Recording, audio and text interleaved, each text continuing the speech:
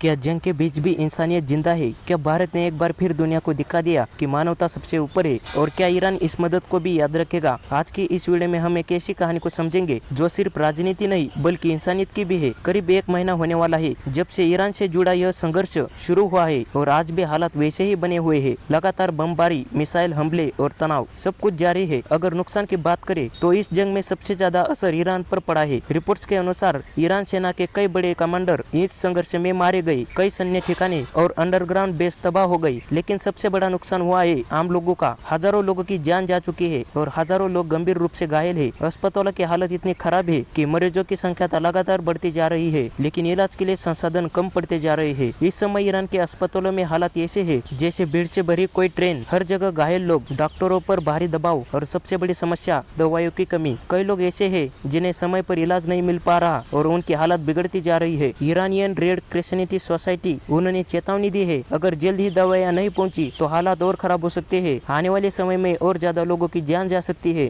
यानी स्थिति काफी गंभीर है। अब कहानी में एक अहम मोड़ आ जाता है। आपको याद होगा कि कुछ समय पहले ईरान ने भारत से जीवन रक्षक दवाइयों की मांग की थी और अब भारत ने उस मांग का जवाब दे दिया। लेकिन सिर्फ जवाब नहीं, भारत ने सीधे दवाइयां भेज दी। जानकारी के मुताबिक भारत ने अपनी सेना की मदद से मेडिकल सहायता ईरान तक पहुँचाई। एयरफोर्स के कार्गो विमान के जरिए करीब 17 टन दवाइयां भेजी गई। यह दवाइयां अब उन लोगों के इलाज में काम आएगी जो इस जंग में घायल हुए हैं। यह फैसला आसान नहीं था, क्योंकि इससे पहले भी जब भारत ने ईरान को दवाएं भेजी थी तो कुछ देशों ने इस पर आपत्ति जताई थी, खासकर खाड़ी क्षेत्र के कुछ देशों ने, और अंतर्राष्ट्रीय स्तर पर भी सवाल उठे थे। तो अब संभव यह है कि इस बार भी भारत के फैसले की आलोचना है, लेकिन भारत का नजरिया साफ है। यह मदद राजनीति के लिए नहीं बल्कि इंसानियत के लिए है। भारत ने हमेशा यही दिखाया है कि मुश्किल समय में वह किसी को अकेला नहीं छोड़ता। आपको याद होगा जब तुर्की में भूकंप आया था तब भी भारत ने तुरंत मदद भेजी थी। यह भी सच है कि हर देश हमेशा भारत का साथ नहीं देता। कई मुद्दों पर मतभेद भी होते हैं, लेकिन इससे बावजूद भारत मानवीय मदद देने से पीछे नहीं हटता, क्योंकि यह सिर्फ कूटनीति नहीं बल्कि एक जिम्मेदारी भी है। अब सबसे बड़ा सवाल यह है, क्या ईरान इस मदद को याद रखेगा? क्या भविष्य में वह भारत का समर्थन करेगा? क्योंकि अंतर्राष्ट्रीय राजनीति में दोस्ती और दुश्मनी दोनों बदलती रहती है। इस फैसले से एक बात जरूर साफ होती है, भारत खुद को एक जिम्मेदार और संवेदनशील देश के रूप में पेश कर रहा है, जो सिर्फ अपने हित के नहीं बल्कि मानवता का भी महत्व देता है। तो दोस्तों, अब सवाल आपसे है, क्या भारत का ये फैसला सही है? क्या जंग के समय भी मानवीय सहायता जारी रहनी चाहिए? और क्या ईरान भविष्य में भारत का साथ देगा? अपनी राय कमेंट में जरूर बताइए। अगर आपको वीडियो पसंद आए तो लाइक करें, चैनल को सब्सक्राइब करें। मिलते हैं अगले वाली वीडियो में, तब तक के लिए जय हिंद।